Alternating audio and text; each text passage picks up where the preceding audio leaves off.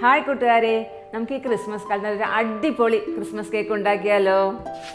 Okay, ഇതിലേക്ക് ആവശ്യമായ ingredients നമുക്ക് ആദ്യം നോക്കാം. മൈദ 100 ഗ്രാം, പഞ്ചസാര പൊടിച്ചത് 100 ഗ്രാം, ബട്ടർ 100 ഗ്രാം, മുട്ട 100 ഗ്രാം, വാനില എസൻസ് 1 ടീസ്പൂൺ, ഇതിലേക്ക് ഫ്രൂട്ട്സ് സോക്ക് ചെയ്തത് 300 ഗ്രാം. ഫസ്റ്റ് സ്റ്റെപ്പായിട്ട് നമ്മൾ എടുത്തു വച്ചിരിക്കുന്ന ബട്ടർ ഈ ബൗളിലേക്ക് ഇട്ട് കൊടുക്കാം.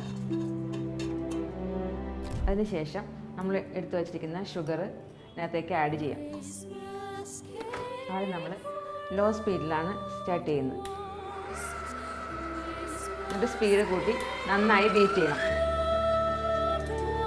അതിനുശേഷം നമ്മൾ എടുത്തു വച്ചിരിക്കുന്ന മുട്ട ഓരോന്നായി ഇതിനകത്തേക്ക് ആഡ് ചെയ്യുക. ഹൈ സ്പീഡിലിട്ട് നല്ലപോലെ ബീറ്റ് ആവുന്നവരെ നമ്മളിത് മിക്സ് ചെയ്യണം. നമ്മൾ എടുത്തു വച്ചിരിക്കുന്ന ഈ വാനില എസൻസും കൂടെ ഇതിലേക്ക് ആഡ് ചെയ്യാം.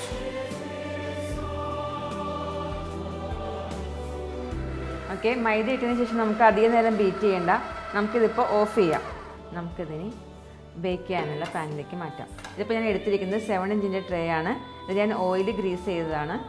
നമുക്ക് അതിലേക്ക് ഇത് മാറ്റാം.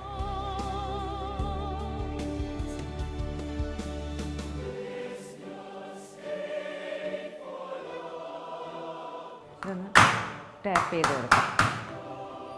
ഓക്കെ, ഇതിപ്പോൾ നമ്മൾ ലെവൽ ചെയ്തിട്ടുണ്ട്. ഇനി നമുക്കിനി കേക്കിന് കളർ കുറച്ചും കൂടെ ആവശ്യമുണ്ടെന്ന് തോന്നിയിട്ടുണ്ടെങ്കിൽ നമുക്ക് അതനുസരിച്ച് കാരമൽ ആഡ് ചെയ്യാവുന്നതാണ്.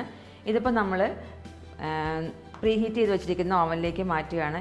ഏകദേശം നമുക്കൊരു 40 മിനിറ്റ് മതിയാവും ഇത് ബേക്കായിട്ട് എടുക്കാൻ. നമുക്കിതിനി പ്രീ ഹീറ്റ് ചെയ്ത് വെച്ചിരിക്കുന്ന ഓവനിലേക്ക് വെക്കാം.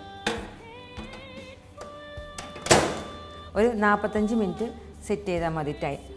ഇതിപ്പോൾ നന്നായിട്ട് ബേക്കായിട്ടുണ്ട്. ഇതിപ്പോൾ എനിക്ക് ബേക്ക് ചെയ്യാൻ വേണ്ടിയിട്ട് 45 മിനിറ്റാണ് വേണ്ടി വന്നത്. അത് ഓരോരുത്തരുടെയും ഓവൻ്റെ ചൂടനുസരിച്ചിരിക്കും. നന്നായി തണുത്തതിന് ശേഷം മാത്രമേ കട്ട് ചെയ്യാൻ പാടുള്ളൂ. കാരണം അല്ലെങ്കിൽ ഫ്രൂട്ട്സ് ഉള്ളതുകൊണ്ട് പൊടിഞ്ഞു പോകാൻ സാധ്യതയുണ്ട്. അപ്പോൾ നന്നായിട്ട് തണുത്തതിന് ശേഷം മാത്രം കട്ട് ചെയ്യുക. ഇതാ നമ്മുടെ നല്ല അടിപൊളി ക്രിസ്മസ് കേക്ക് ഇവിടെ റെഡി ആയിട്ടുണ്ട്. ഇപ്പോൾ ഈ ക്രിസ്മസിന് എല്ലാവരും തന്നെ ഇത് ട്രൈ ചെയ്ത് നോക്കില്ലേ?